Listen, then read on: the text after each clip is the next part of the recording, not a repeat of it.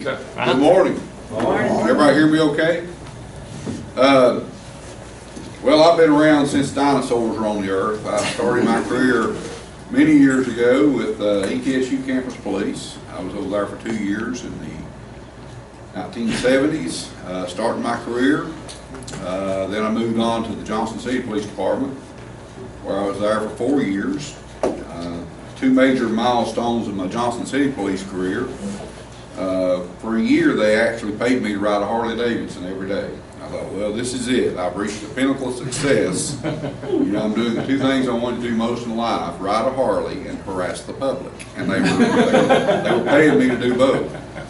Then I moved on to the Criminal Investigative Unit, where I was there 2 years, and I was the primary death investigator. I was the guy that did the suicides, homicides, and all the other sides. They used to make jokes about me that say every time we see you, there's a hearse following you. You know, I don't know what that says about my personality, except maybe I'm a little weird. I left there and went to Nuclear Fuel Services, and I worked there 27 years. Went up through the ranks and started as supervisor and retired as director of security. Had lots of good people, like the lady in the back there that made me look really good over there for a lot of years. I appreciate that. I said, they taught me how to kill somebody and then wouldn't let me kill them. I'm telling you, that's the way it is, isn't it? That's the government right there for you, you know. But I worked there 27 years, retired in 2006. I've been with the Office of Homeland Security now for 12 years. And I also teach classes at East Tennessee State and Northeast State in criminal justice, criminology. I guess what I'm trying to tell you is I have a hard time holding a job. So, you know, I don't know what I'm going to do when I grow up. Still figuring it out. Folks, we're going to be talking today about a subject that's near and dear to all of us, I guess. We are all, every one of us in this room, we are potential targets for an active shooter. We don't have to do anything. We just have to be there. Wrong place, wrong time to get shot for it. As we very well know, with what's going on in our Walmarts and public places across the United States, El Paso, Texas, Dayton, Ohio, Pulse nightclub in Florida, Parkland school shooting. I mean, it just goes on and on and on and on and on, the number of people getting killed seems like every day with an active shooter event. There's no rocket science, there's nothing magical up here that we're going to talk about today. We will talk about some things, though, that hopefully it gives you some things to think about. Now, y'all are transportation, bus drivers, is that right? Right. Okay. I'll try to put a little bit of a twist on that because I work very closely with the state of Tennessee and the state troopers. They work real close with all of our school buses across Tennessee, doing inspections of buses and things like that. But we also have done this training for a lot of our bus drivers because our concern is this. You know, we've had shooters hit schools, we've had shooters hit churches, we've had shooters hit malls and public places. We've actually had one shooting event on a school bus. Concern with that is obvious. You guys are out there in basically a defenseless mode when you're picking up these kids. You don't know what kind of situation you're entering into when you pick that child up. And as you well know, we got parents and adults that don't get along very well. And when you've got a domestic situation going on, custody issues, you know, you guys may pull up one day to pick up a child and be right in the middle of something and not even realize it.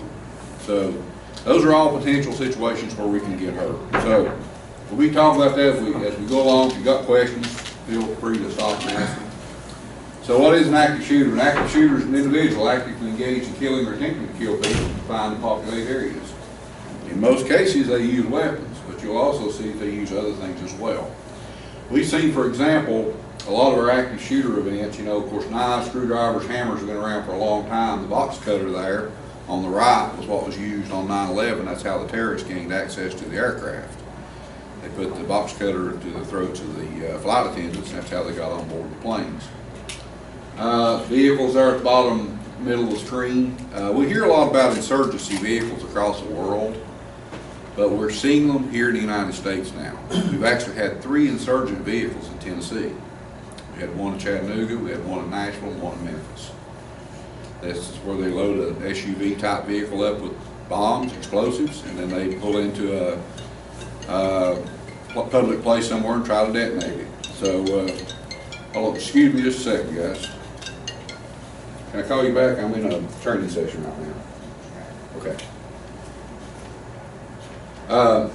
But, you know, they load them up. But what we're seeing in Tennessee, we're seeing the pipe bomb in the middle of the screen, and it's called a hoax device.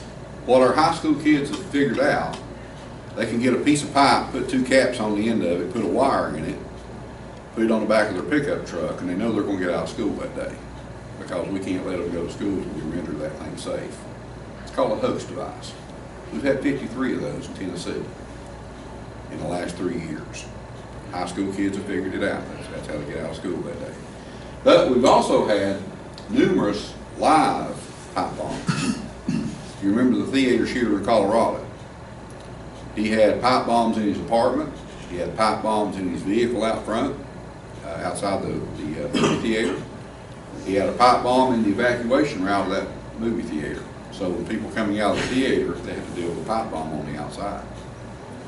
So we're seeing more and more of those where the active shooter will, he'll load himself up with guns and ammunition, but he'll also have a bomb or 2. Again, people like that are set to kill as many people as they can, and they've been pretty successful with it. So this chart is a new one we put in here this year, new slide. Talks about more current events. It says during the years 2016-17, we have 50 active shooter events in 21 states. Tennessee has had 4 active shooter events in its history since we started recording this kind of stuff. 943 casualties, 221 dead, 722 wounded. You remember them? Now that's 2017. 18 and 19, we're on record pace to have the most active shooter events in the history of our country. We are already in 2019. We're what, 9 months into this year, we have already surpassed 16, 17, and half of 18 in this 1.5 year alone. So we're seeing more and more people dying as a result of these active shooter events. But Tennessee's not exempt. We've had about 5 of those. Now we define an active shooter event as a situation where 3 or more people die.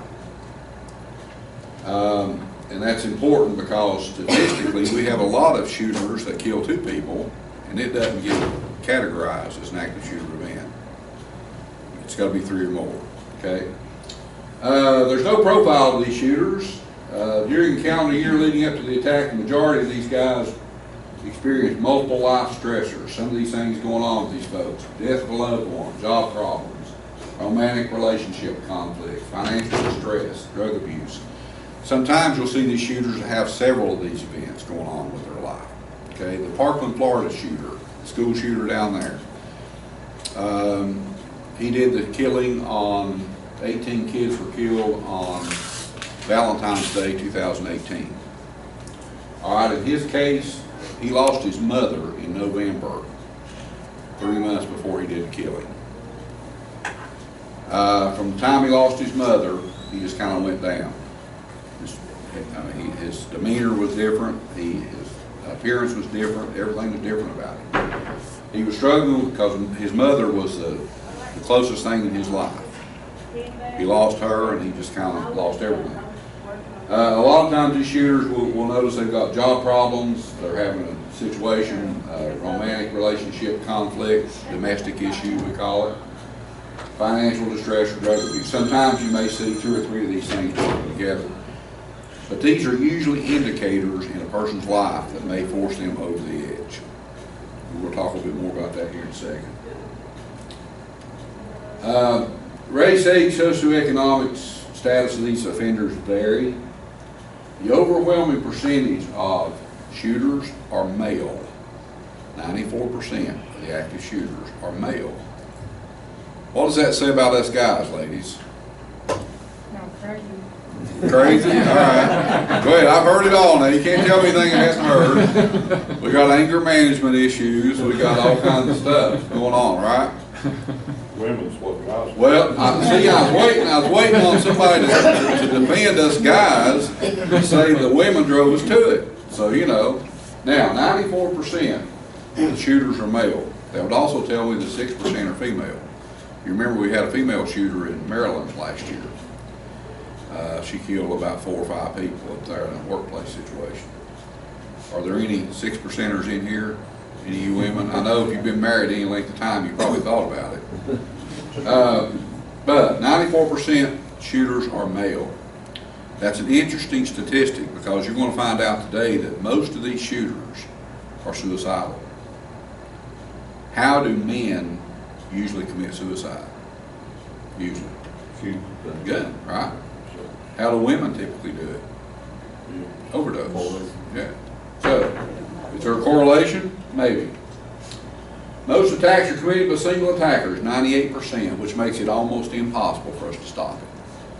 We don't know that it's happened until they've shown up and done the killing. You know, those people at the Walmart in El Paso, and those people at the Walmart and these other shooting events, you know, it's just like people like you and I. They're probably going down to get their weekend supplies. And just wrong place, wrong time, got killed for it. But 98%, they show up one day, they do the killing, we don't know about it until they've already done it. We go back and try to put the pieces together, try to figure out why they did it, but sometimes we never know exactly why. Most attacks are planned in great detail. 77% spend a week or more planning it. The most well-known, well-planned attack we've ever had in the world, and since we've been tabulating active shooters, was 2012 with the Oslo, Norway shooter. Oslo, Norway shooter, he had planned that attack for over 20 years. He grew up idolizing Adolf Hitler. Hitler was his mentor. He grew up idolizing the man, getting everything he could, all the information he could about Hitler. He actually wrote a 1,000-page manifesto before he did the killing. He wanted to go down in history as killing the most people at any one time. Well, congratulations, he holds that record. He killed 93 people that day, and he shot 318 more. And what he did, if you remember that shooting, they were on an island, and it was a summer sabbatical for all these high school students and their chaperones. He posed as a police officer. He was wearing a police uniform. They thought he was a police officer. He was the only one on that island, and it's like literally shooting fish in a barrel. He killed 93, shot 318 more. Thank goodness we've not had them plan them to that level of detail since that time, but they'll give you some idea on what goes through some of these people's minds. Well, up here to the race, age, socioeconomics, we define 3 or more people killed in an active shooter. The youngest active shooter we've had was 9 years old. He killed 3 people in Chicago, 9 years old. The oldest shooter was 88. He was the Holocaust Museum shooter. He was the guy, if you remember, that walked into the museum up there. He was 88 years old. We found out a lot about him after the fact. If you ever notice, we're really good at finding out after the fact. But we found out about him that he also was a Hitler protege. 88 was significant to him. The letter H is the 8th letter of the alphabet. 8 represents Heil Hitler. HH. So when you see tattoos of some of these guys, you see them in Walmart places, they may have 14 on one side of their chest and 88 on the other. When you see a tattoo that says 1488, that lets you know that that person is a KKK member, because 14 represents the 14 words in the mission statement of the KKK. 88 represents Heil Hitler. So if I see 1488 on a tattoo, I know that person's a Klan member with neo-Nazi concentration. That's what this 88-year-old that shot the people in the Holocaust Museum was. he died in jail awaiting trial. He never was convicted, but he was certainly guilty as he could be. But anyway, you learn a lot from reading these tattoos. And it's amazing, since I started doing this training, I bet I've seen a dozen people with those tattoos. Sometimes they'll have 14 on one arm, 88 on the other. Sometimes they'll have it on their chest. One guy had one side of his neck, had 14 over here and 88 over here. They get this mostly in prison. Most of these guys become radicalized in prison. So it's interesting to read those tattoos, but some of them become active shooters. One question. Yes, sir. I see mostly women putting their children on the bus. Mm-hmm. And where I'm at, they are heavily tattooed. Mm-hmm. Is there a site that I can go to that will explain to me what those numbers mean? Because now I see, and I mean, I'm not trying to be dirty or make a nasty comment, but now I've got some, and I'm not saying just one, I'm saying some, that come to the bus that morning, scantily dressed, for aid to put the bus on. Yeah. And they've got all these numbers and stuff around their neck and on their bosoms. Yeah. And they've got them exposed. I don't know, there's probably some websites you could go to figure out what that means. The stuff that we go through to read tattoos is through police schools. Mm-hmm. They actually send us to these in-service training sessions where they go over with the police. They probably ought to do that publicly, let people know what some of these tattoos mean. You know, for example, you may see somebody with a cross that's inverted, upside down cross. That's a devil worshiper. If you see one with the letters D-O-G on their arm, that's God spelled backwards. That's a devil worshiper. When you see that, you know what they are. You see some of these 1488, you see the 419, that's Hitler's birthday, 419. That lets you know that's a neo-Nazi guy. But there's all kinds of issues. You see some of these people with a teardrop from their eye with a red dot in it. That's a gang member that has killed somebody. Because the red dot represents blood in that teardrop. So when you see those tats on people's faces and on their necks, you see the red splotch in it, that lets you know that he's a gang member and he's killed somebody or he's hurt somebody really bad. These are all indicators of things, but there's so many tats going on now. I mean, it's gotten so bad that the gang members now are having their tattoos removed because they know we know what they mean. So they're now having them taken off because there's so many people with tattoos now. It's the culture we're in. But these are all indicators. This chart up here shows us out of 160 active shooter events that occurred over a 13-year period in this country. It shows us education facilities are accounting for 24%, almost 25%.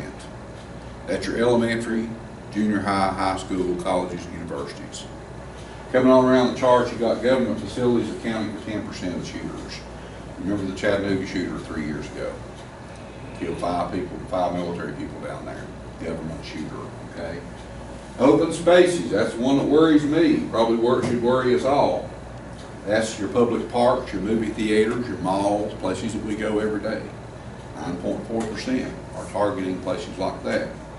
Going on around the chart, residencies, 4.4%. How many times do we hear about a domestic, for example, on a weekend where some drunken husband's come home, killed his wife, sometimes kills his kids, and then takes his own life. Then coming on around the chart, you've got houses of worship now accounting for 3.8% of the shooters. You're no longer safe in church, folks. You know, that's a sad testimony to me. I grew up in a world where our church was open 24 hours a day. Anybody that wanted to go in there could go in any time and pray for whatever's going on in their family situation or whatever. Now we lock the doors as soon as the church starts because we don't want some idiot coming in with a gun. That's sad. That's just a sad testimony. That's where we are today. 3.8% of the shooters are targeting churches. Tennessee's had 3 church shootings. They didn't reach the definition of an active shooter because it didn't kill 3 people.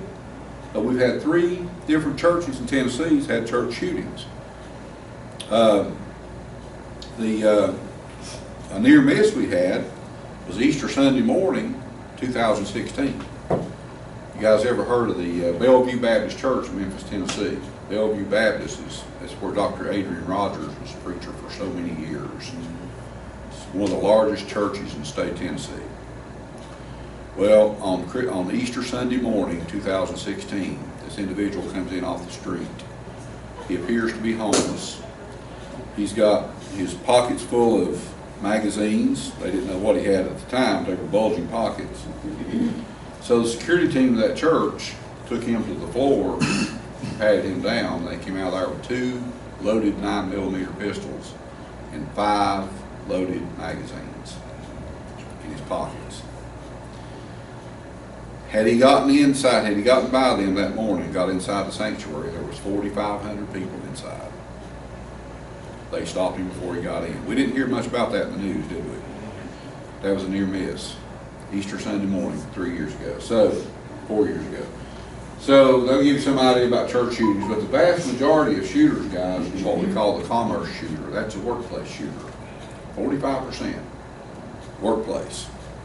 How many times do we hear in the news where somebody's been fired from the job and they come back a day or 2 later and kill somebody over it?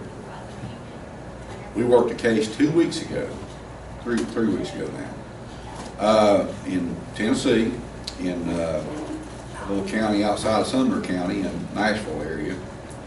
A boy was working at this place. He graduated this high school last year. He was 19 years old. He was working and got fired from his job the week before. And they called him in, fired him, said, you know, your services no longer needed. He looked him right in the eye and he said, I'm coming back to kill every one of you. Well, that happens a lot. I mean, people say that stuff a lot. But in that particular case, he got fired on Thursday. On Monday night, he and one of his accomplices were caught breaking in to a high school down there in that county. The high school was called Hot Boiling Springs High School, outside Nashville, on the east side of Nashville. They were caught breaking in that high school by camera. They caught him going into the office where the SRO kept his equipment. They stole an AR-15 rifle, 300 rounds of ammunition, and 2 vests out of that office. Think about that. This guy just told them 4 days before, I'm coming back to kill. They broke into school, he got the equipment to do it with. That was the high school he went to, by the way. He was familiar with it. Luckily, we caught him before he was able to go back over there and become a shooter. But that was one we was able to stop. He was getting ready to go over there and kill those people with a stolen weapon. So it is alive and well, you know. But the commerce shooters, guys, accounting for 45% of the shooters. Now, do the math. 45% workplace, 25% schools, 4% church. Workplace, school, church is accounting for 74% of the shooters in this country targeting us. And that's not counting all these retail shooters, the Walmart shooters, and all these other guys. That's pretty scary and pretty sad when you think about it. Church, school, work. That's what they're targeting. Okay. This chart shows that these shooters usually have a relationship with at least one of their victims. You know, families. We hear a lot about that. We hear about the academics again, 22%. That's the school shooter. That's the Virginia Tech shooter, where 32 people died that day. He was a former student there. He knew the faculty, he knew the staff, he knew the students. He came back and killed 32 people. 32 people died, including himself that day. He had a relationship, he knew them. Again, professional, that's your workplace shooter, 38%. You know, you fire me, I come back next week and kill you. Or you fire my wife, I come back and kill you because you fired her. That's what's going on with some of these guys. But that upper right quadrant is one we should be concerned about. It says none, 26%. That's what we call the random act shooter. That's the guy that just shows up one day with a gun, and you and I may get killed just by being in the wrong place, wrong time. That's scary. Random act. Just wrong place, wrong time. Driving down the road, some idiot pulls a gun, road rage situation, shoots you for it. I mean, it's so easy to happen that way. So, how's the attack going to end? We can tell you, based on the statistics, based on 13 years of research, the attack's going to end violently, more than likely. Applied force is either citizen or law enforcement, 38%. What that means is, I'm going to come in here and kill as many people as I can. And I'm going to force one of you all to kill me. That's applied force. Or I'm going to force a police officer to kill me. We call that suicide by cop. But I'm going to come in and kill as many as I can until somebody stops me. 38% is going to do that. 26% we're going to, or I'm sorry, 36% we're going to apprehend the law enforcement. But suicide, 26% are going to commit suicide outright. So now 26 and 38 is 64%. 64% of these people going in to do an active killing, active shooter event, they know they're not coming out alive. They know they're going to die. That's an interesting dynamic for us because, you know, if I go into a bank today somewhere and the bank's getting robbed while I'm there and they find out I'm a police officer, the bank robber does, first thing the bank robber's going to do is grab a hostage. He wants to get the hostage and, you know, get out of the bank, get to his car, and get away. Well, I want the safe return of that hostage. So now we got negotiating power. I can talk to him. He's going to listen because he wants to get out of that bank, and I want the safe return of the hostage. We can negotiate that. You can't negotiate this, guys. When a guy is going in knowing he's not coming out, the negotiation's off the table. We don't go in to negotiate. We go in and stop the threat. You remember what happened at this dentist office right here in Colonial Heights a few months ago. There was a really bad domestic situation. It had been going on for years.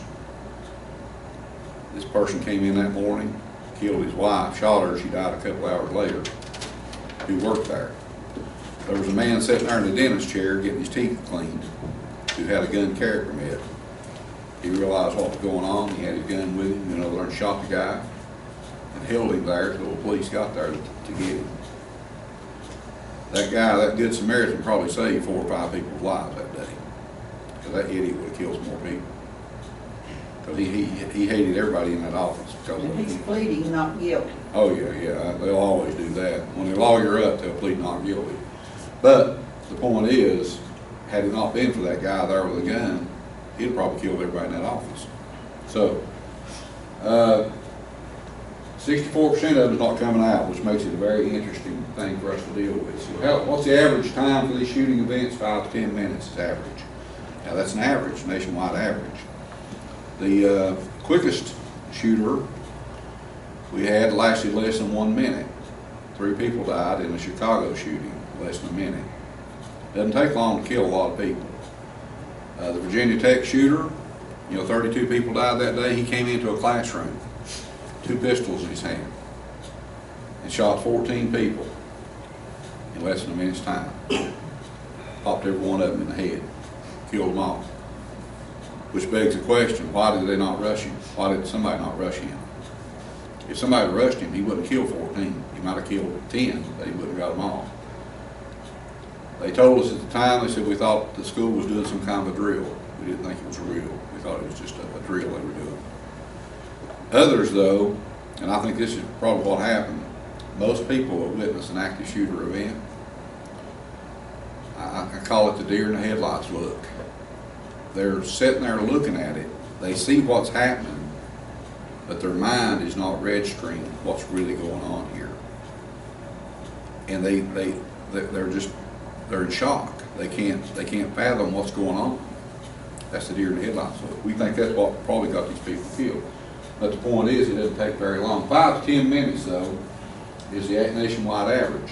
The most long drawn-out shooting event we had was the shipyard shooter a few years ago. That one lasted 59 minutes. The Chattanooga shooting event we had 4 years ago that killed the military guys down there, from the time that boy pulled up until he was killed inside was 17 minutes.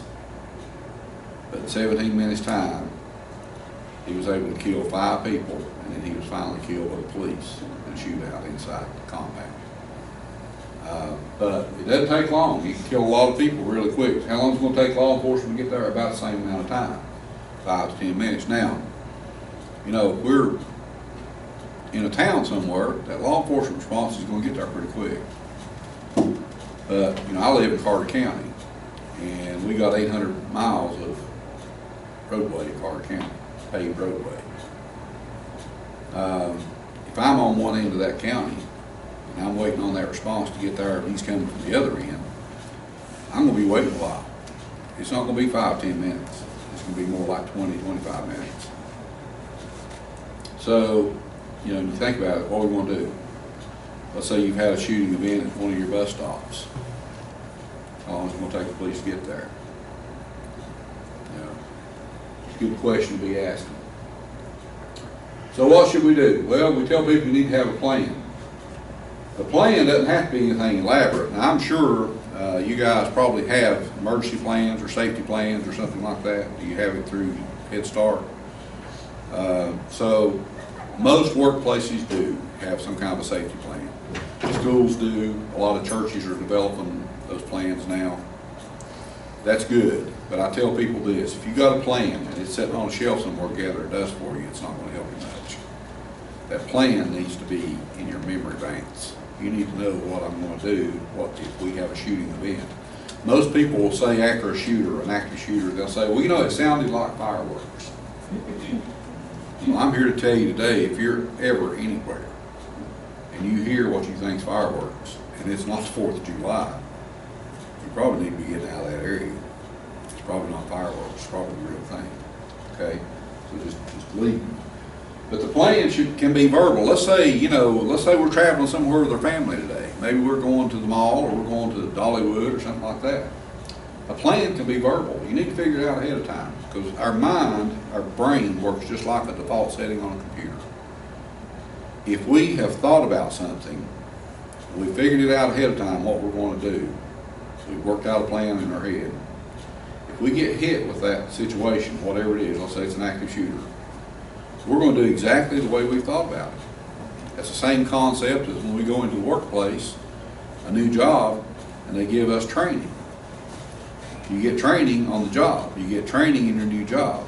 Well, if we ever get hit with a situation, you're going to go back and do it exactly the way you were trained to do it. We're all the same. Well, the idea behind this is, if we figured out ahead of time what we're going to do if there's an active shooter, and I'm traveling with my family, I'm going to do exactly the way I thought about it. If I haven't thought about it, I'm going to be the deer in the headlights. Probably get killed for it. You know, and it don't have to be anything elaborate. It can be simple. If we're somewhere in the mall and we hear fireworks, make sure that everybody in your family, whoever you're with, knows we're going to meet at a certain location. Maybe the car, maybe a certain location in the mall, whatever. But let everybody know what we're going to do. Communicate it. Let people know what you're doing, okay? Familiarize yourself with emergency exits wherever you are, escape routes, areas of protection. You know, when I come into this building, any building, church, school, wherever I am, I start looking at exit doors, and I start looking at windows, and I start looking at escape routes. What can I do if there's a shooter? You know, you need to figure that stuff out ahead of time, you know, and it doesn't have to be elaborate. Like I say, if we're in this room, we hear what we think's a shooter coming from this direction, we're probably going to head this direction. Or if it's coming this way, we're probably going to head another way. Again, opposite from where the thing is occurring. Again, that's just, you know, a plan can be just a very simple little verbal plan. Where's those emergency exits? How can I get out? Where do I need to go? Most mall shootings, we've had about half a dozen mall shootings across the United States. Every one of those mall shootings have been near the food courts. Because, first of all, there's a lot of people usually gathered there at the food court during lunch or evening meals. A lot of people. But how many of us have ever taken time to check out those emergency exits around that food court? You need to do that. When you go to a mall and you're getting ready to have lunch with your family, check out those emergency exits. Where are they? Can I get to them quickly if I have to? So when I go to malls now, food courts, I look for two things. I look for emergency exits and Chick-fil-A in that order. That's what I do. But the point is, check those emergency exit doors out, okay? You will not see me now in a movie theater sitting in the middle of a theater. If I can't sit on the end row close to an exit door, you're not going to see me in there. I'll wait till it comes out on Netflix before I'll sit there in the middle of a theater. If you're sitting in the middle of a theater and an active shooter being occurred, like happened in Colorado, you're probably going to die because you can't get out unless you can get to the floor. You're a sitting target right in the middle of the theater. So emergency exit doors are important. Have a way to let somebody know what's going on. Don't rely on that cell phone. Cell phone may fail you because if you're somewhere where there's been an event, everybody's trying to use those cell phones. It's going to become a brick in your hand. Don't attempt it. Get on a landline phone. Call somebody, let somebody know what's going on. Okay? Again, have an alternate plan worked out whatever you're doing. Practice that plan. You know, I could have the best plan in the world in my head, but if I don't share it with others, it ain't going to help them much, is it? You need to share it. If it's a workplace plan, share it with your employees, and so all employees understand it. If you're traveling with your family somewhere, practice your plan in your head. Let them know what's going on. Share it with them. Right here, guys. Foster respectful personal interactions with other people. My grandmother used to tell me that when I was a kid. And I used to laugh at her. Of course, if I laughed at her to her face, she'd have killed me. But I thought it was silly. She'd say, son, you need to treat people the way you want to be treated. And I thought, you know, I was 10 years old, 9 years old, and I thought, Grandma don't know what she's talking about. But the older I got, the more I realized what Granny was telling me. Treat people the way you want to be treated. How many of us have ever been thrown under a bus in our life where somebody really treated us bad? They've given us a bad time, they've lied on us, they've whatever they've done. We've all probably can relate to that, right? Well, with the same token, how many of us have ever forgotten about that?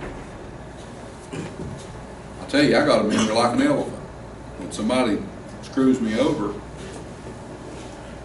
I'm not going to be quick to forgive. I can do the Christian thing and say, well, I forgive you, brother. But knowing in my heart I didn't forgive him, but I'm still holding on to it. That's the way we're built. Have you ever noticed how we are? We're kind of hypocritical. People can go out here and do 100 random acts of kindness for us.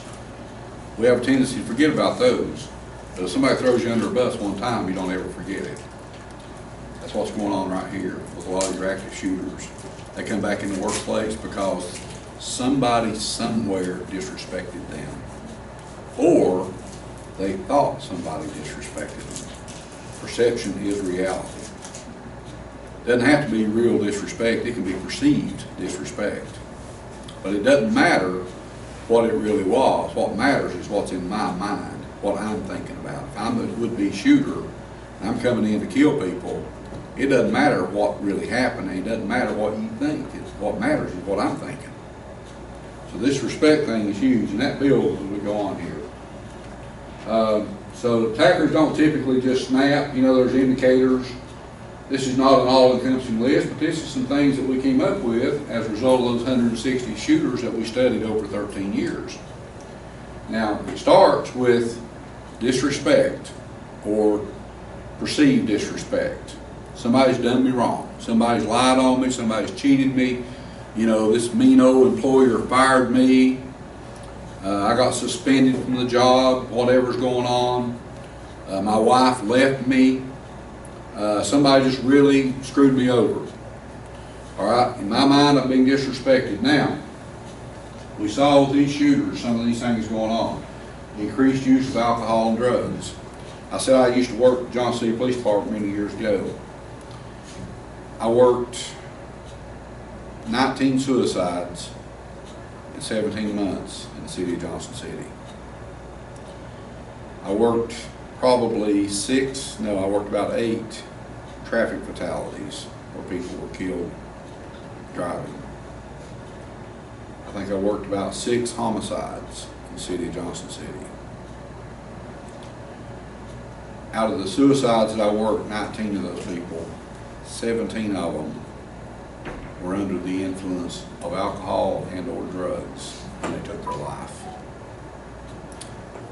Every traffic fatality I've ever worked in my life were alcohol or drug related. Either the person that got killed was killed by a drunk driver, or the person that got killed was drunk while driving. But alcohol or drugs was involved with every one of them. The homicide's about the same deal with the exception of about 3 of them. All of them were drug, alcohol related. So that says a lot about this. The criminal justice system right now, our prison system, I read a statistic a couple of years ago that says 80% of all inmates that are incarcerated in our prisons in this country are there because of some form of alcohol and or drug involvement. Either selling drugs, using drugs, alcohol, or they kill somebody, whatever. 80%. So that tells you something about the increased use of alcohol and drugs. When we think about drugs, though, we always think about illegal stuff. You got to think about the legal stuff. Right now, the #1 abused drug in this country is opioids, given to us by our medical clinics.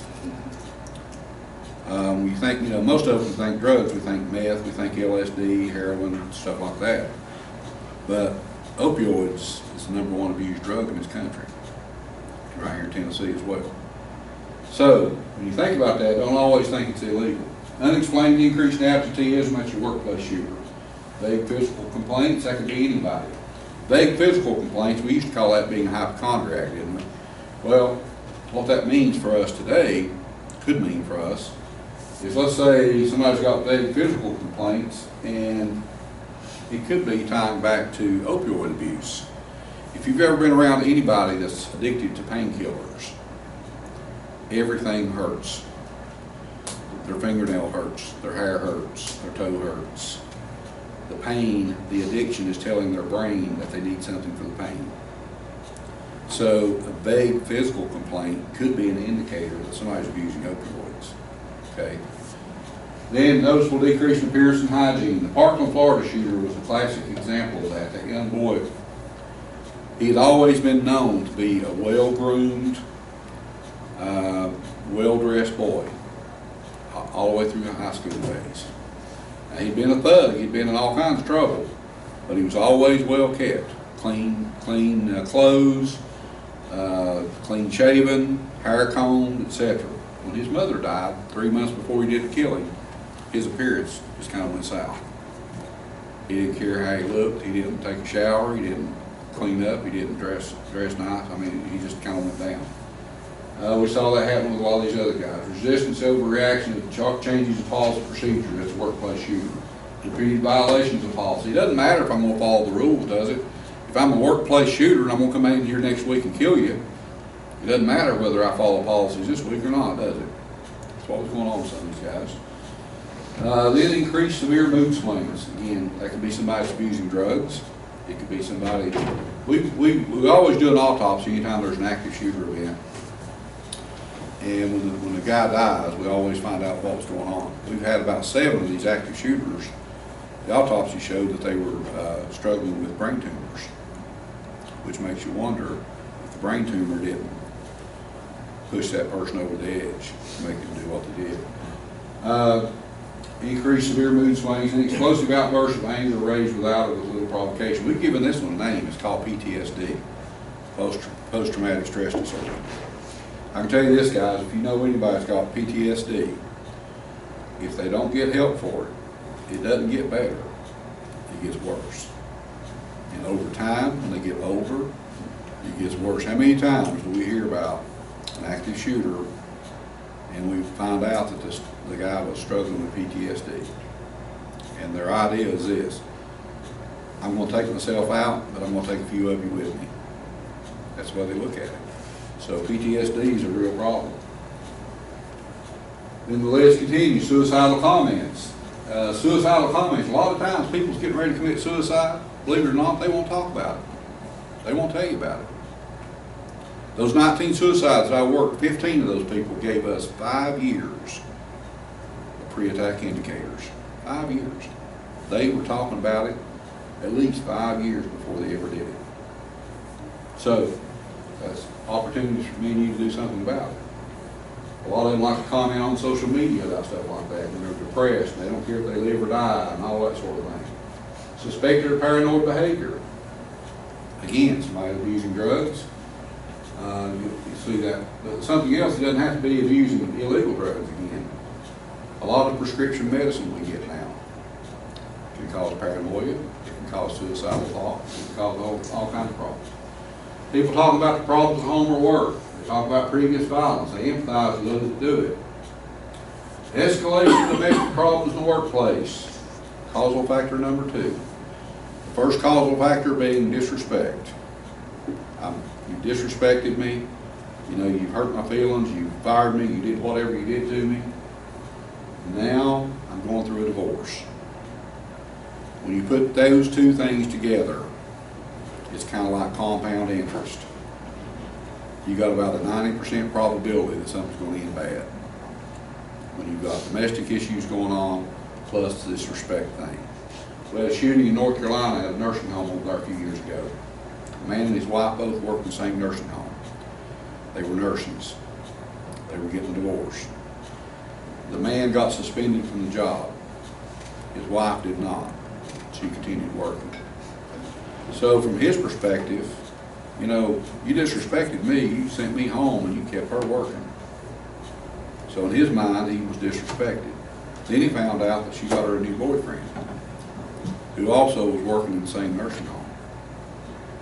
So he comes back on a Sunday night with a 9mm pistol. He kills her, he kills her boyfriend, he kills 4 others in the nursing home. And then when the police rolled up out front, he turned the gun on himself, took his life.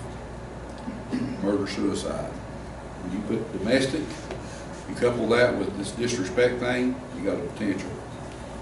And you know, putting it back in your all's perspective, you know, you're picking up these kids every day. You don't know what that little guy has gone through that weekend that you're picking him up on Monday morning. You don't know whether his parents are getting divorced. You don't know whether daddy's threatened to kill his mama. You don't know what's going on in that little guy's life until you see him getting on your bus. You also don't know what kind of parent may come out there with that kid and what's going on there. So there's potential all around for this stuff. Increase unsolicited talk about firearms, other dangerous weapons, violent crime. Theater shooter in Colorado. He bought everything he used out there illegally. He bought them online. He didn't buy anything illegally. A lot of times they do the same thing. They'll have active shooters, they'll buy all their equipment. They'll buy it online, they'll buy it from a third party. They'll buy, you know, we hear all these people out here screaming gun control, gun control, gun control. Gun control keeps honest people honest. Gun control is not going to stop me from getting a gun if I'm a bad guy and I won't get one. I'll go out here and buy it off the black market. I'll steal it. I'll break in somewhere and steal one. I'll get a gun if I want to get one. So gun control, if you think about it, keeps honest people honest. Is it going to stop a thug? No. It's not going to stop an active shooter either. They're going to get the gun. So they use their unsolicited talk about firearms, other dangerous weapons, and social media. How many of you guys are involved with social media? Facebook, Twitter, all those sorts of things. Be aware of this, guys. There's absolutely no expectation of privacy on social media. Everybody monitors social media. We monitor social media. Law enforcement monitors it. But guess what? Sex offenders do too. Criminals do too. My next door neighbor a few years ago posted online on Facebook that she was glad to be in Brazil celebrating her 65th birthday. I said, thanks a lot. You let me know that you're out of the country for 2 weeks. Now I'm going to break in your home and steal everything you got. She said, well, I didn't think about stuff like that. She said, I didn't think anybody even read that stuff. I said, they usually don't, except criminals, sex offenders, and police officers. We're the only ones that monitor stuff like that. But people post stuff and don't even realize what it is. Social media, guys, it's a two-edged sword. it's a good way to share information, obviously. But it's also a good way to let the bad guy know what you're doing. So be careful about that. Had a case over in Carter County, over in my area a few years ago. This individual posted on Facebook on Thursday morning that he was going to have a meth party on Saturday night. So inviting all of his friends. So guess what? We went. He showed up at his door and he said, "Well, you're not my friends on Facebook." Said, "You know, you're police officers." We said, "Yeah, we are, but it's, you know, you invited your friends, so we're here." But we were very nice to him. We let him ride in one of our new Ford Tarses. And we let him wear our new designer bracelets, you know, those stainless steel types. And we took 4 of his friends so he wouldn't be alone in jail. I thought we were very nice to him. But you know, for some reason he took us off his Christmas mailing list. I don't understand that. But seriously, be aware of what you post. Because people are seeing it. Bad guys are seeing it. Sex offenders are seeing it. How many grandparents do we have in here? You know, I got 4 grandkids. I know why they call them grand now, don't you? They're grand. But grandparents are the worst in the world for posting stuff. I'm all the time getting on my wife for that. Because think about it, if I'm a sex offender and I'm monitoring your Facebook page and you're a grandparent and you're posting stuff on your grandkids, you're letting me know what they look like. You're letting me know who drops them off in the morning, who picks them up in the evening. You're letting me know where they go to school. You're letting me know where they go to church. You're letting me know whether they're latchkey kids in the evening when they go home and the parents not home yet. You're giving me everything I want or need if I'm a sex offender to move in on your grandkids. Why am I saying that to you? We've worked 3 cases right here in East Tennessee where grandparents posted stuff on their grandkids and we had sex offenders trying to move in on those children. Luckily, we were able to stop it before it happened. Be aware, guys, social media is a double-edged sword. It's a good thing, but it also can be a bad thing.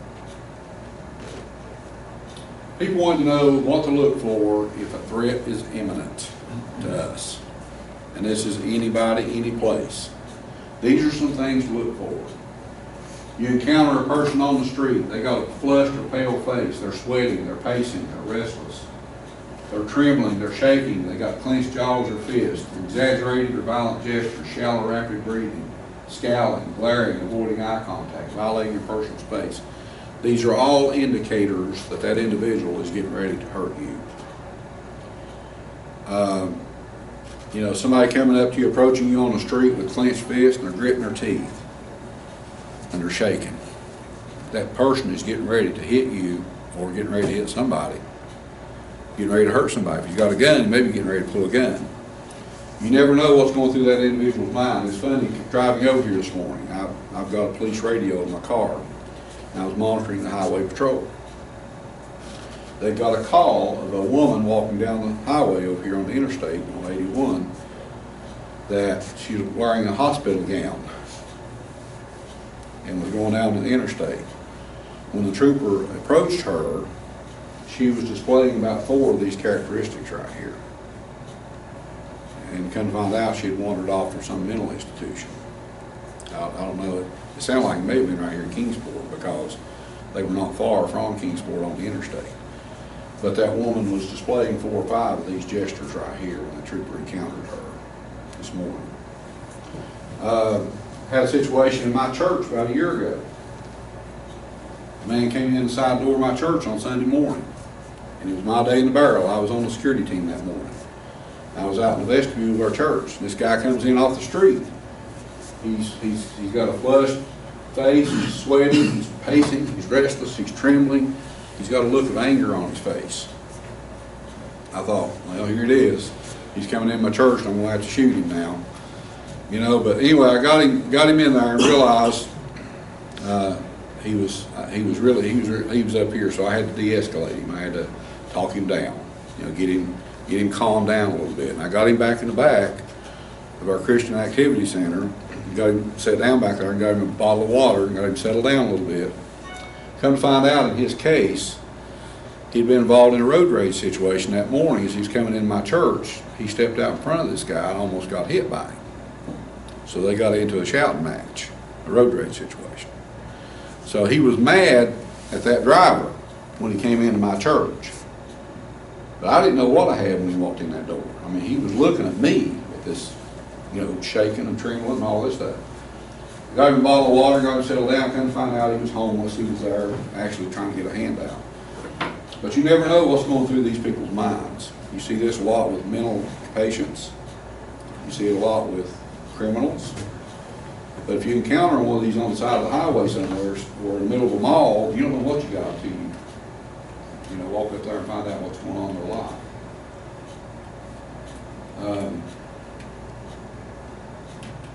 We're locked up here. Can't get advance. So what's our response going to be? What's your role? If we're somewhere in a public place, we're bystanders. But if we're in the workplace and a shooter comes in, we're all sharing the same office space, we hear what we think is fireworks, what are we going to do? Well, if we're working together, sharing the same office, I'm going to say, sounds like fireworks, let's get out of here. If you want to stay, that's up to you, I'm gone. But that's as an employee. But if you're a member of management, how many supervisors do we have in here? Managers, supervisory types. Well, congratulations, it's your day in the barrel. Because if you are a manager or a supervisor, you are responsible for everybody working for you in a situation like this. I have a lot of fun out of preachers when I'm doing this program. I'll say, as a preacher, you're the keeper of the flock. You're responsible for every one of them. My son is a pastor of a church. He says, I'm never going to that pulpit without I've got mine. Yeah, I mean it's... And they're having a problem with they don't know where it's, well, it's probably teenagers or something, but they're using their parking lot as a racetrack, doing donuts and all, and they're out in the country and. Every church has probably got similar situations, but your role is going to be a little bit different depending on who you are. If you're the manager, supervisor, or preacher, you're responsible for everybody working for you or everybody in your congregation. People say, well, the active shooter myth, we only had SWAT teams and metal detectors. Well, SWAT teams, if you remember, we started creating SWAT teams in the 1960s. We had a shooter in Texas, Charles Whitman. Charles Whitman climbed in a tower out there, if you remember, for those of us who can remember that. He climbed in a tower out there and shot 13 people, and he killed 13. He shot about 18 more. The police department was not equipped to handle that. So they started creating SWAT teams across the country, the United States, to deal with situations like that, to deal with active shooters. They were creating SWAT teams from 1966 to 1980. I was on the first Johnson City SWAT team in 1975. Johnson City created a SWAT team. I was on the first team as a sniper. But the point was, we were there to stop shooting events. So, SWAT teams are great, and we're going to rely on them if we got them. But up until 1999, how we dealt with shooter events in this country was, if we had a shooter somewhere, say in this building, the first responders would show up out there and they'd set up a perimeter around this building, secure it. They would secure it with an outer perimeter. And they would wait for the SWAT team to get here, let the SWAT team go into the building and render it safe, take care of the threat, and then everything's cool. Well, that worked pretty good for us in this country until 1999. We had a thing called Columbine school shooting. Columbine school shooting, police did exactly what they were trained to do. They set up that outer perimeter around that school. They were waiting on that SWAT team to get there to deal with the shooter inside. The only problem, Colorado, that school shooting, that SWAT team was 48 minutes out. They were coming from another county over. So by the time they got to the school, it was 45 of those 48 minutes, those police officers sitting out there around that school could hear those kids screaming and guns firing inside that school. They were sitting out there doing nothing, waiting on the SWAT team. They were doing exactly what they were trained to do. That's the way they were trained to do it up until that point. 3 minutes before the SWAT team arrived, Klebold and Harris killed themselves inside. Suicide. So when the SWAT team did get there, they went in there and they found a bunch of dead bodies. So from that event, 1999 till today, the police response in America has changed. We will no longer wait on a SWAT team. If we got a SWAT team, we'll use them. But we're not going to wait on them. If we get a call of a shooter in this building, we're coming in this building, we're coming after the shooter. We'd like to do that with 4 officers. If we don't have it with 4, we'll do it with 3. If we don't have 3, we'll do it with 2. We're going to come with whatever we got. We're going to neutralize the threat. That's a political correct statement. We're going to kill this person. He's killing people, he's got to be stopped. We're not going in to talk to him. We're going in to stop him.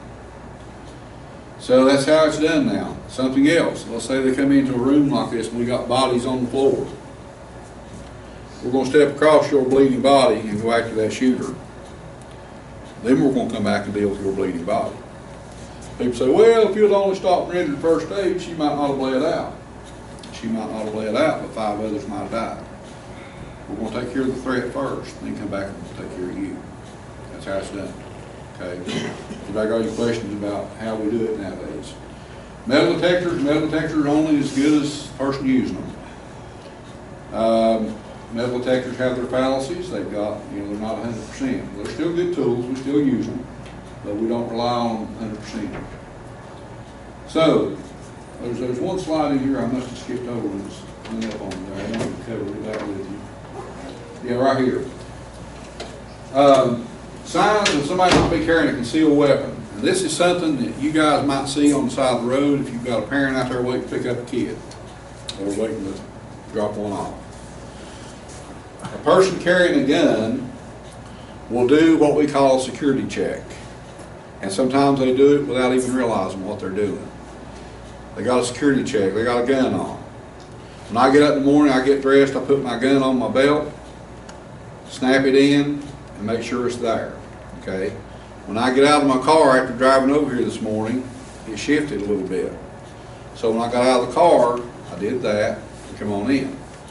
Now, people don't normally carry a gun. Maybe they're carrying one illegally, or they don't normally carry one. You can watch them the way they walk. When they're walking, they're doing this. They keep touching it. They keep touching it. It's called a security check. They're going to touch it, touch it, touch it, touch it. When somebody's getting ready to use one, before they do it, they're getting ready to touch. If you've ever seen you guys get a chance to Google, I think it's YouTube, the assassination of the Russian ambassador Karlov. It's been several years ago now, 6, 7 years ago. Karlov was making a speech in Turkey behind the lectern. The guy that he thought was his security team was his enemy. He was behind him. And you can see this guy walking around. They thought he was a member of his security team. This guy's got a coat and tie on. He's walking around behind Karlov. And this goes on for 5 or 6 minutes when you're watching that YouTube video. This guy's, first of all, he's supposed to be like a Secret Service guy, you know how they protect the president. Secret Service, if you've ever been around a Secret Service team, they don't ever take their eyes off that president or off that target. President's wife, president's kids, whoever it is. They keep their eyes open all the time, here and for the room. They're doing one of these things all the time. Well, this guy that killed Karlov, the assassin, he's walking around behind him back here and he's doing this. And he's got a shoulder holster. And you see him doing that, and you see him doing this. And he's walking around, looking around like this. First of all, a security team member will never turn his back to the target. He's going to keep his eyes open on that target all the time. He wasn't the security team. He was just walking around, but he kept touching, touching, touching. And he did this 3 times.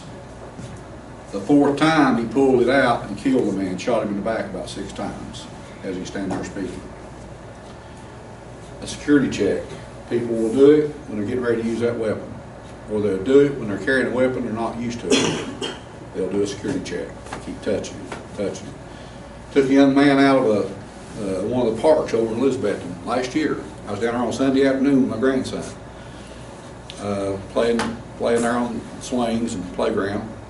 This guy comes across the park wearing a big military field jacket, bulging pockets, and he's doing this. So I realized what he was doing, so I got my grandson, put him in the truck. I called 911, got the police department down there. Sure enough, he had a gun in that pocket, that jacket. He was a convicted felon, was not allowed to have a gun. So they put him in handcuffs, took him to jail. Took a man out of the West Town Mall a few years ago, doing the same thing. He was touching, kept touching. We pulled a 12-gauge shotgun out of his pocket about that long. Sawed off, had it right here. As he was walking, he was touching him. So a security check. Inappropriate clothing. That's one of those things that makes me nervous every time I see it. All these 95-degree days we've had in the last couple of weeks. And you see these people with these big heavy coats on and these hoodies and all this stuff on their head. First of all, I don't see how they can do it personally, because I burn up. I can't, these 95-degree days just do me in.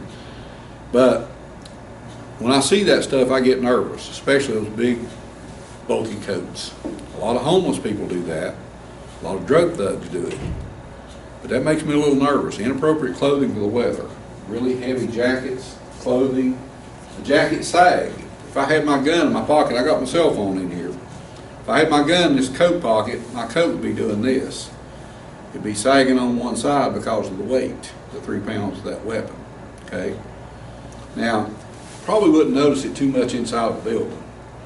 But let's say you see me out here walking across a park or you're down there with your grandkids, and I've got something bulging in this pocket. You're going to see one side of my jacket blowing in the wind if there's a breeze. The other side of that jacket's not going to be blowing because something heavy's got it held down. Again, these are all red flags, indicators that guy may have a gun. Bulges or outlines of weapons, visible weapons, you know, like the guy's got the one in the back of his pants. People with gun carry permits, they have the legal right to carry a gun openly. I don't understand that concept personally. If I'm going to carry a gun, I don't want the bad guy knowing I got it until I'm getting ready to use it. But a lot of these guys do it, and they can do it legally. I still get nervous every time I see that. They love to do that in Walmart and Sam's. If you ever notice that, they love to carry those guns visibly. If I see somebody carrying a gun and I don't see a badge with it, I get a little bit nervous, because I don't know what kind of training they've had with that gun. Something else to think about, somebody carries a visibly open gun like that, if they walk into a market somewhere and he gets robbed while they're there, that robber's going to shoot him first, because he's the threat. Again, that's just, but people can carry them visibly, legally. I don't understand why they do it, but they can. But it still makes me a little nervous. Palming is a concept that's been around for a long time. Our prisons made that one famous. We had a situation 2 years ago in Mountain City Prison. A 24-year-old inmate was killed by another inmate inside the prison compound in the cafeteria line. The other inmate had built a gun inside the prison. It's called a zip gun. That made it in the metal fabrication facility. They created a small device that fits in the palm of their hand. It's usually got a spring-loaded device that usually attaches to their middle finger. It's hidden right here. I walk up to you in a cafeteria line of a prison. I got it in my hand. I poke my finger in your ribs, pull the trigger, and keep on walking. That's exactly what happened up there. 24-year-old inmate was dead 30 minutes later by the time we gave him to Mountain City Hospital. Shot him right here in the ribs and went in and got his heart. What we're seeing on the street right now is our gang members are doing the same thing, and our thugs. They're carrying small caliber weapons in the palm of their hands. See, they figured it out. They know if they come in with big heavy coats on, we're going to search them. We're going to check them out. So now they'll wear shorts, tennis shoes, ball cap, t-shirt, and they got a palmed weapon in the palm of their hand. You can't really see what's on the inside of that hand. They're walking through a busy mall on a Friday night. This exact same scenario happened at the Easttown Mall in Knoxville last year. A gang member killed another gang member inside the mall, outside the Sears store in the Easttown Mall with a palmed weapon. He walked up to him, shot him in the side, kept on going. People inside didn't even hear it go off because of the background noise where people was talking. They didn't even hear the gun go off. All they saw was this young kid fall to the floor. He was dead by the time they got him out of there. Palmed weapons. We've had 2,000 events in this country with gang members using palmed weapons. So instead of me watching their clothing now, I watch for their hands because you never know what's in those hands. So what's our response going to do? We've already talked about the bystander SWAT team. Now, if we're somewhere and we hear what we think is fireworks, run, escape, evacuate. Now, you guys driving buses, you know, you're kind of sitting target. If somebody was to get on your bus, what age group kids? It's Head Start's what, 3-4-year-old? So you don't have grown kids. You don't have 7th, 8th grade kids with handicaps or anything like that, like a lot of school systems have. You're relatively safe with those little guys like that, I would think, but the unsafe part for you is going to be the parents or whoever's dropping that kid off, whoever's picking it up. That's the issue you would deal with. And we had a situation with a bus stop in Chattanooga, Tennessee, 2 years ago now. A bus driver, he was driving, I think they've got charter bus or contract buses down there. Bus driver was pulling up to a bus stop, and this was high school kids, mostly elementary and high school. But when he's pulling up to the bus stop, he sees a guy standing there that we found out later was a gang member, and he had a visible gun sticking out the back of his pants, and the driver saw it. The driver was very alert and very sharp. He just went on past. He did not even slow down. He drove by the bus stop, and while he's driving by the bus stop, he's on his radio calling the police department. The police department got out there and got this guy arrested. What was going on with that situation? Apparently there were some kids that had some trouble the day before on the playground or something, and the big brothers were taking it up. The big brothers were gang members. So they're down here at the bus stop next morning to kill another kid, and that bus driver, being alert, realized what he had when he saw it. He didn't even stop, he just drove on. He just kept driving. So that was probably saved some lives that day. But so if you're somewhere and you hear what you think's fireworks, run, escape, evacuate, get out if at all possible, get to a safe location, call 911 when it's safe to do so. Now, you may be in a situation where running's not an option, but if it is an option for you, take it. You may be in a situation where you got to hide, barricade, lock me out. Let's say we're in a workplace situation, we're in an office area, and we hear what we think is fireworks.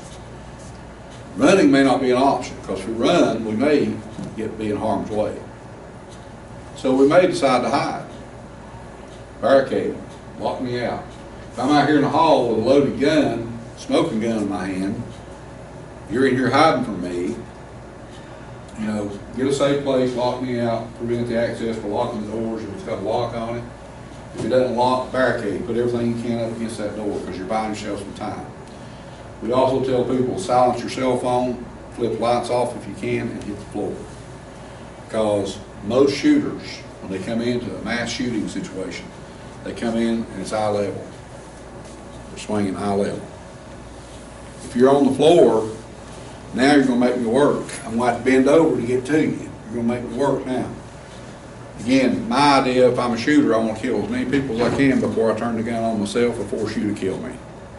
If you're on the floor, it's a little bit hard for me to get to you now. That table will not stop a bullet, but it may deflect one enough to save your life. Get under it. If that's all you got, get under it. We tell people in church, same thing. Get under that pew. Get under the pew. The pew won't stop a bullet, but it may deflect it enough to save you. get under that pew. People say, well, I can't. I'm gonna tell you something. I'm a pretty good sized guy. Somebody shooting at me, I'll go through a hole that big. You know, I'll slither through like a snake, you know. Point is, you'll do a lot of things when you're trying to survive. Call 911 when it's safe to do so. Try to remain calm. People say, how in the world can I remain calm when I'm being shot at? Anybody ever done yoga classes? Same concept, mind over matter. You condition yourself, de-escalate stuff in your mind. How many of us have made the mistake, and I'll have to raise my hand first, how many of us have made the mistake of when we get mad about something, we run our mouth when we should have kept it shut? Has anybody ever had that problem besides me? You know, I've slept on the couch many, many nights over that, you know. I mean, but the point is, think about it. If we could learn to sleep on it, wait till it settles down a little bit in our mind, we probably wouldn't do near as much or say near as much when we're cooler. It's the same concept right here. If we're in a bad situation and our adrenaline is up here, we're excitable. We're not going to make a clear decision. But if I can somehow de-escalate that a little bit in my mind, I can make a much clearer, better decision if I'm a little bit calmer. We actually teach this in our police academies for our state troopers and our police officers. When you're responding to a bad call, you know it's a bad call, multiple fatalities, whatever. De-escalate it in your mind before you get there. Because when you get there, people are going to be expecting you to make the right decision every time. You can make a much better decision if you're a little bit calmer than you can when you're up here. Okay? So we're all geared alike when it comes to stuff like that. Option number 3. Run, hide, fight. If you can't run, or if you're running and I found you, or if you're hiding and I found you, third option is fight. People say, well, I can't fight. We all can fight. When it comes to survival, we're going to find a creative way to take care of ourselves. How many moms do we have in here? Tell me this, what would happen if anybody ever tried harming one of your little guys when they were little, and they tried harming them? What would you have done? But I mean, think about it. Think about that now. You'd have found a creative, innovative way to kill me, would you not? Well, guys, spit on me, but you're not spit on the kid. it's the same mindset right here. You got to commit to your actions. You got to ask yourself a question. Somebody's going to die today. Is it going to be me or him? I'd rather it be him, you know. You put it another way, somebody's going to meet the Lord today. Is it going to be me or him? I'd rather it be him. I'll arrange a meeting for him. That's what you got to look at.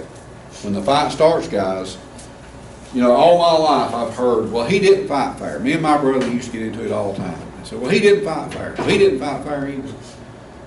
I learned, the older I got, there's absolutely no such thing as a fair fight. Never has been and never will be. The fair fight is one that you walk away from.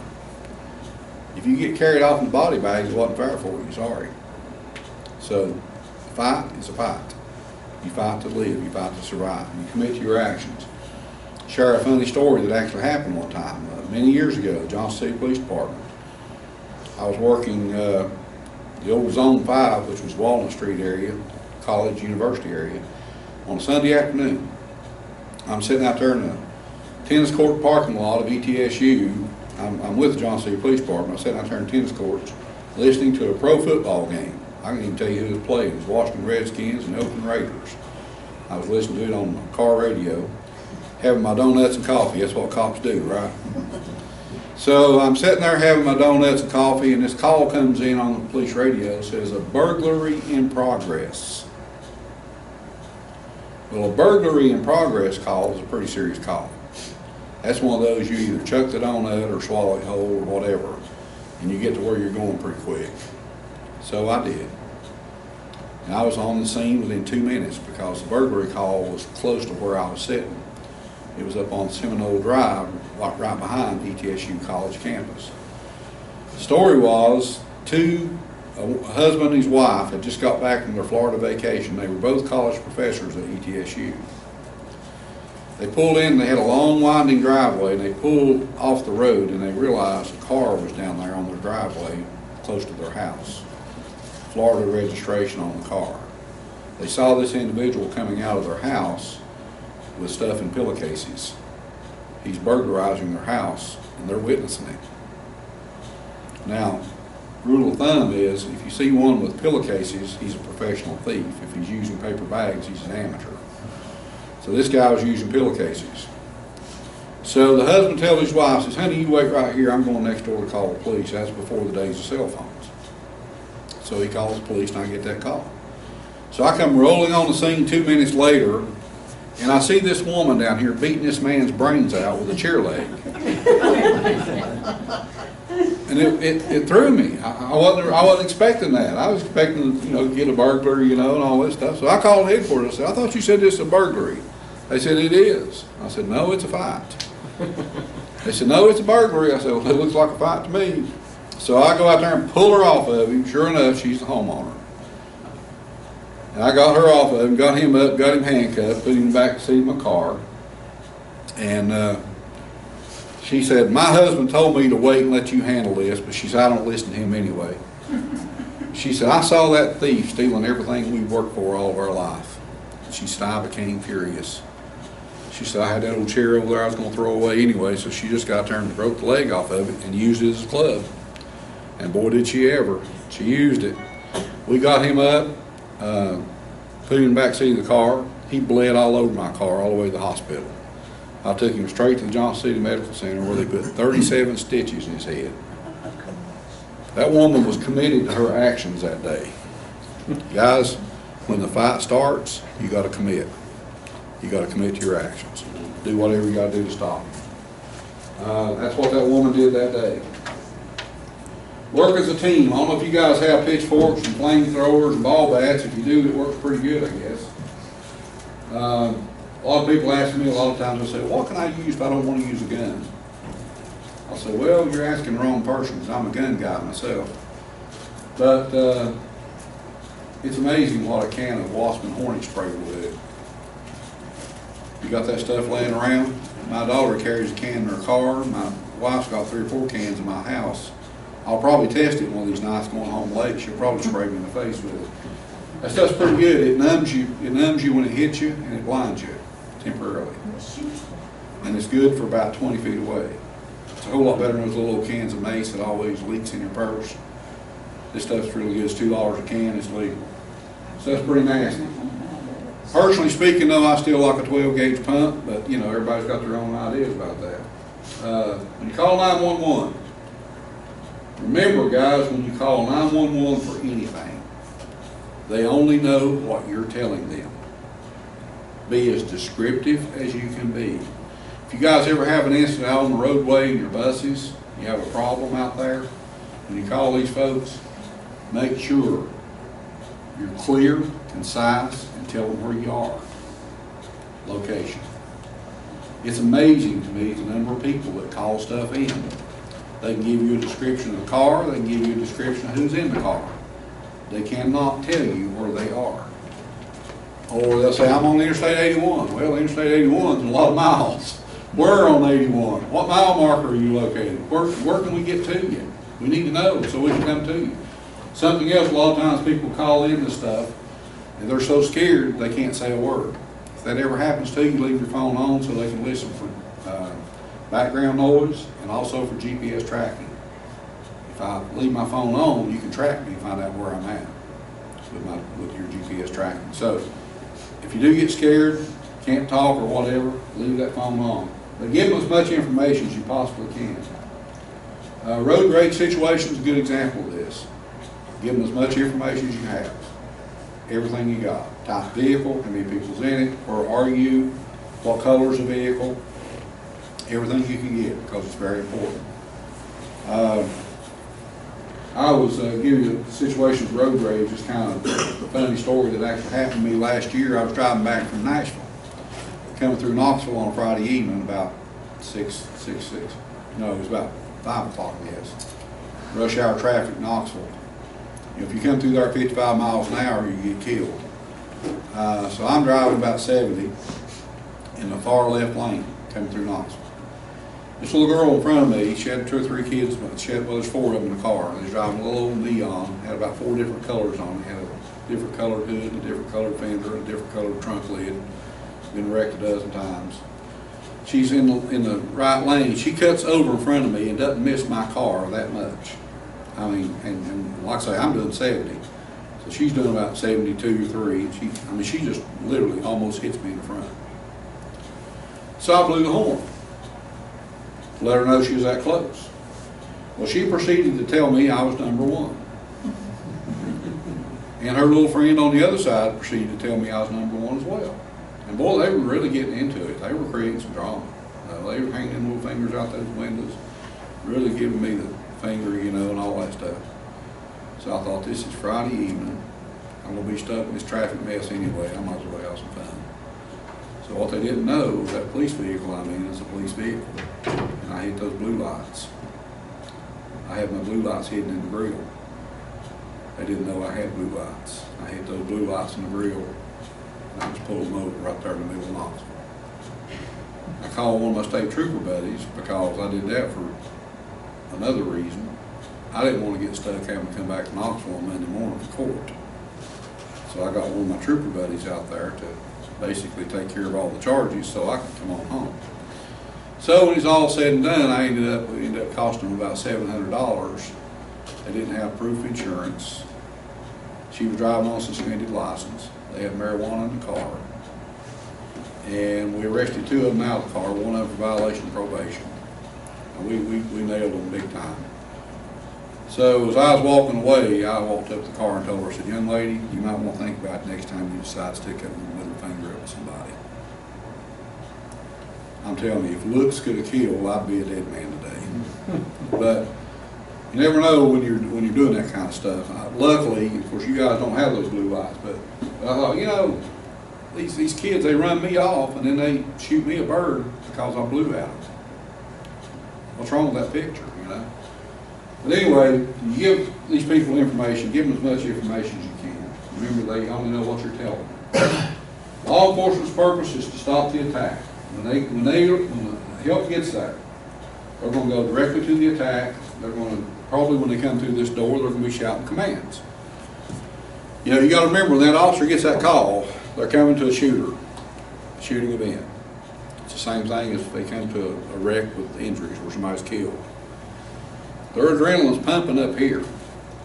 When they come through that door, they're probably not going to say, excuse me, can you all get down on the floor? We're here to stop a shooter.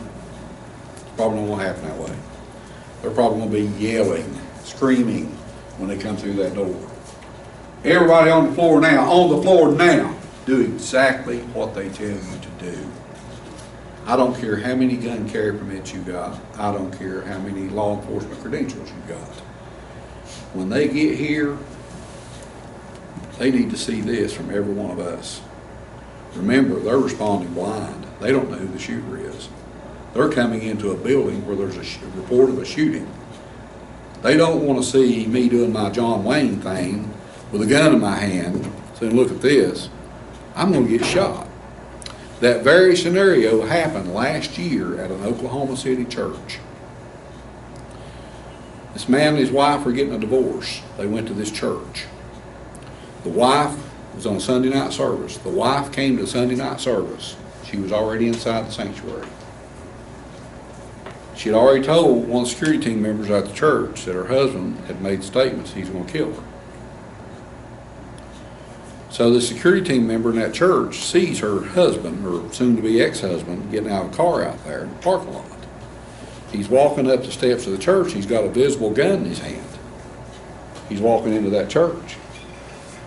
So that security team member from the church pulls his gun and has this man down on the floor with a gun stuck to his head, waiting for the police to get there. when the police got there, they shot the good guy. All they got was a call of a man in the church with a gun.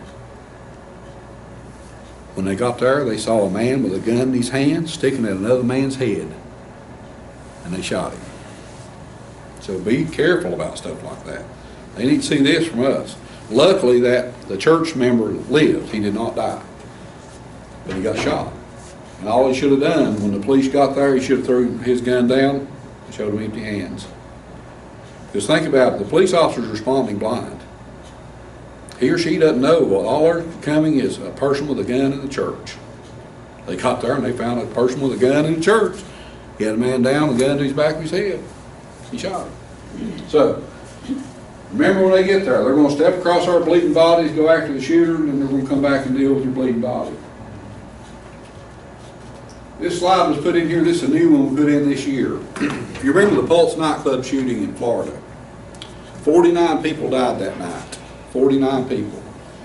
The trauma surgeon, the head trauma surgeon that was on duty at the Orlando hospital the night of that shooting, 49 people died. He's from Elizabethton, Tennessee. His name's Dr. Joey Ibrahim, Joseph Ibrahim. He was the head trauma surgeon on duty that night. Ibrahim gave us a presentation over at ETSU a few months ago. He said out of the 49 people that died, 40 of them were killed instantly inside that nightclub.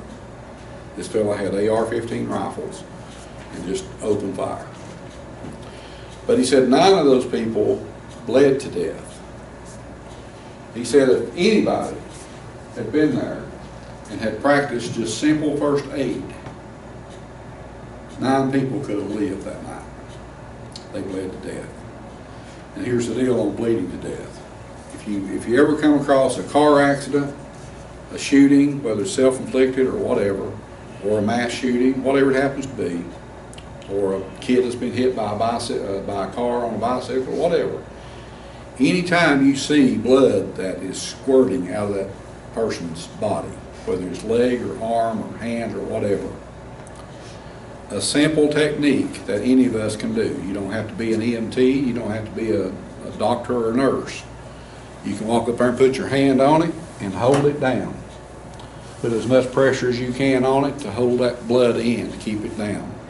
But once you start applying pressure, you got to keep it on there until EMS comes and relieves you, because you may be saving a life. You got 5 minutes. By the time the blood starts spurting, 5 minutes, that person's going to go into shock. 6 to 7 minutes, that person's going to die. Loss of blood. A simple direct pressure with your hand, or if you got a handkerchief. I used a handkerchief one time in a wreck situation I worked. Didn't have anything else to use. I used my handkerchief. I put a handkerchief on a person's leg and held it till EMS got there. We carry tourniquets in our cars now, police cars. We've got tourniquets we'll put on that leg or arm. They used to say you don't use a tourniquet unless it's last resort. We now use it as a first resort.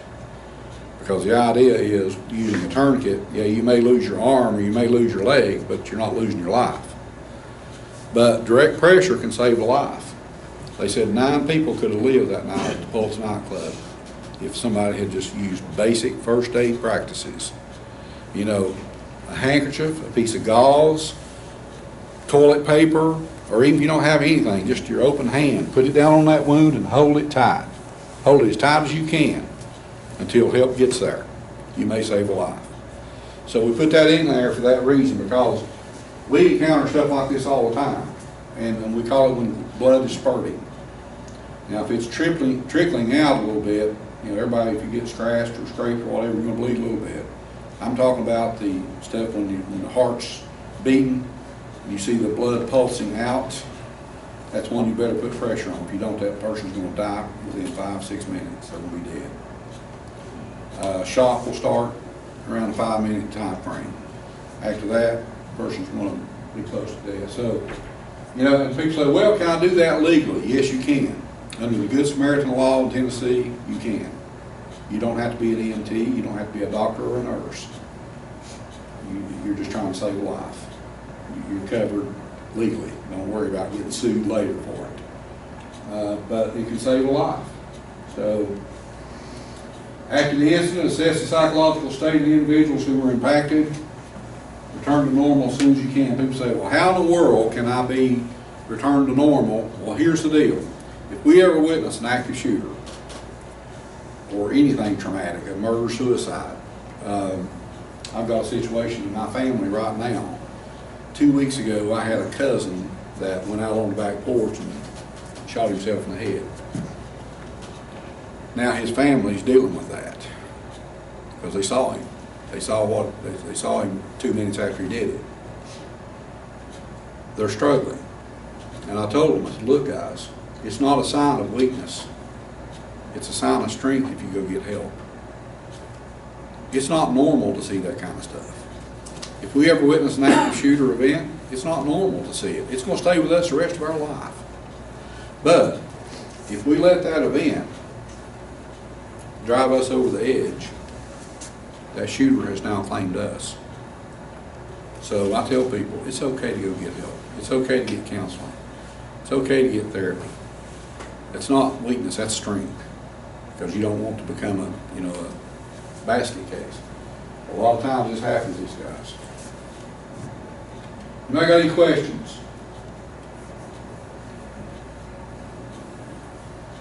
No questions at all? Any questions related to transportation issues on your buses, or you're encountering any problems that we might be able to help you with? Anybody? I'm not an expert, but we'd be glad to try to answer any questions you might have. Anybody? What would you do if somebody came on the bus? Now we have another adult on there with us. Mm-hmm. More than, well, I guess 100% of the time, the driver could be a man or woman, but the monitor or the assistant will be a woman. What would you do? I mean, you can't predict everything. What would you do? What would you be thinking if you're the driver and you're sitting there? What would you, and if you thought the person had bad intentions coming on the bus? You talking about like a parent or somebody working a for you? parent, a parent. A parent? At a stop. I would hope that in most cases you guys would have some pre-attack indicators. In other words, you'd probably know that that kid's daddy's back in town, maybe he's just got out of prison or whatever, and you don't know what to expect from somebody like that. To maybe be doing some groundwork ahead of time. But if you got on there, what I'd probably do is just be as nonchalant as I could, be as low key as I could. But do you guys have any kind of way to send a duress signal? You got a radio or anything in that bus that you could send a duress signal with? Because you probably need to let somebody know what's going on. Now, you can do it two or three different ways. Of course, the best way, if you had walkie-talkies on the bus, they've got a duress switch. You can hit that walkie-talkies, can go directly into 911. They're going to know there's a problem. They're going to be able to track you and see where you're at. But if you don't have that, you're going to rely on cell phones. What I would do is have an internal procedure. You guys can create your own procedure. But like, I'm on bus such and such, I send in a message on my phone, maybe a text message or whatever, that has nothing to do with it. It's a totally strange call. It's strange, but not strange to you when you get it. You're going to know there's a problem on that bus. It's going to give you the opportunity to start calling 911 to get the police out there, wherever they are. You know, and create a code 99, for example. Code 99 maybe is nothing except maybe I got a duress situation out here on the highway. Maybe, and you could even code it to say, strange person, intruder, whatever you want it to be. But once they get on the bus, at that point you're at their mercy. If they pull a gun, then they're going to do whatever, you're probably going to do whatever they tell you to do as far as taking that bus wherever they're going to take it. The only thing I would advise there would be to try to remain as calm as you could. And those kids, whoever your second person is on the bus is going to have their hands full keeping those kids, especially if you got 4 or 5 kids on that bus, to keep them as calm as you can. But, you know, it's like everything else. Once they get on the bus, you're really at a disadvantage at that point. Now, if they're getting on the bus, you see them getting on the bus, maybe you got some pre-attack indicators, you know that John Doe there is a troublemaker, and he's expressed his stuff before. You see him, you might want to just decide to go on by and don't even stop. And let them get the kid to the school another way. Because you're trying to save yourself and the people on that bus. Again, hopefully you'll have some pre-attack indicators. Now, I'm aware of some situations happening in Carter County with buses. We had a situation 2 or 3 weeks ago, about 3 weeks ago, where they were driving the handicap bus, and a kid hurt another kid on the bus. Wasn't bad. It was, you know, but it was an injury. Got reported. School system investigated it. Kicked the kid off. But the kid's parent goes out there and jumps on the bus driver the next morning, threatens killing the bus driver because he wasn't doing their job, protecting his kid on the bus. Come to find out, his kid on the bus actually provoked the other kid, but that's what we found out about later. And these were, I think these were 9, 10-year-old kids. These were special needs kids. So the parent shows up, you know, the driver was able to basically, he was trying to force his way on the bus. The driver just closed the door, had his arm on the door. The driver said, "You're not getting on this bus." And the driver just kept on going. Called back in, of course we got the police out there, and come to find out Daddy was an ex-convict, violating parole, so they put him in handcuffs and took him back to where he belonged. But, you know, before they get on the bus, you've got some options. Just drive on by, report it, have a good way to report it, but once they get on the bus, you're really at their mercy at that point. If they pull a gun and they're on the bus, you know, the best thing you can do is be as calm, as cool as you can, and do what you can. If you've got any way to let somebody know, have your other person on that bus sending messages on where you are so we can get the appropriate response out there to you. That's where it's going to be critical on location. You know, especially if you're out here on a rural highway somewhere. Where are you? What's the mile marker? You know, if you're in town, you can probably, you know, do that pretty well. You just intersecting streets. But it's key that you get the information to the right people. But I'd have an internal procedure. If I'm the driver, and you're on there assisting me, you're going to be the one responsible for getting help on your cell phone. If you make a call on the phone, how long does it take them to triangulate and figure out where you are? Is that On a cell phone? Is that a lengthy process, or? Yeah, it can be. Okay, it's not instant. It's not, no. Okay. No, it can be pretty lengthy, depending on the type of system you got. One thing that I'd probably look at,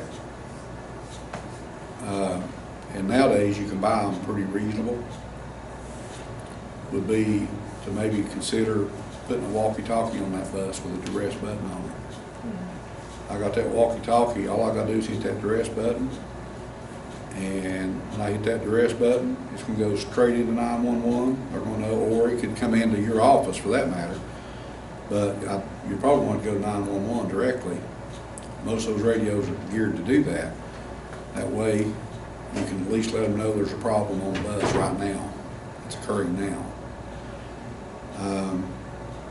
It's probably a pretty cost-effective thing you could have. You'd have immediate notification. And if you can talk, let's say it's a situation you've seen on the outside of your bus, the person's not on the bus, you could be communicating with somebody, letting them know that, hey, we came by a bus stop, we got an angry parent out here, and I see a gun sticking out of his back pocket. That's good information for that responding officer to know. But just a way to let somebody know. Cell phones are good, but you still got to pull them out, you got to dial, and you got to do this stuff, and you're probably nervous anyway because of what's going on. Radio, you got it sitting there close, you pull it, hit that duress button, and then somebody somewhere is gonna know you're under duress or some kind of problem on that bus. Buys you a lot. Don't know, how many buses you got? How many buses y'all run on Head Start? Well, we run probably 25. 25? a day. I probably would seriously check to see if there's some communication systems out there. Doesn't have to be a radio. There's other ways that you can hit a duress switch, but it needs to be geared in now with a lot of our radio frequencies. You know, you can use a lot of wireless connections now to make these duress calls. They're going to work really good for you in the cities and on most rural highways. But when you get out here and get some of these really places, you know, bad places in the counties, rural areas where you don't have cell coverage, it's not going to help you much there. That's where a radio would come in. The radio can have, you know, coverage that maybe a cell phone provider could not have for you. Okay. Now, they're doing better with cell phones now, but we still got some for example, right now, if I drive my state vehicle into Mountain City, there's places around Watauga Lake that I cannot use my cell phone. What about your radio? You know, it's just because, I'm sorry? You can use your radio in that place. Oh, yeah, I've got a car radio I can use, but you can't rely on those cell phones in places like that. They're doing better with them, but there's still some vulnerabilities. Do you guys go into a lot of places like that, as far as where you wouldn't have cell coverage? Well, we got city routes and we got them rural, you know, we got a route. City routes you're probably good on, but the rural routes, you may have some issues with those. I'd probably look at some system of duress. With a wireless system, you can do a pretty good system cheap, really. I'll tell you what we did in my church, for my church security team. We didn't have the money to buy radios. We've got radios now, but we didn't have them at the time. We actually had people on our security team, all of us had cell phones. And we downloaded an app that was a free app on security. And when we all downloaded that app on our phones, let's say if I was in the front part of my church and had a problem in the church, I could bring up that app and tap it, and I could type in, like we had like 10 codes worked out. Code 99 was an intruder in the building. Code 89 was fire. You know, you can design it however you want to.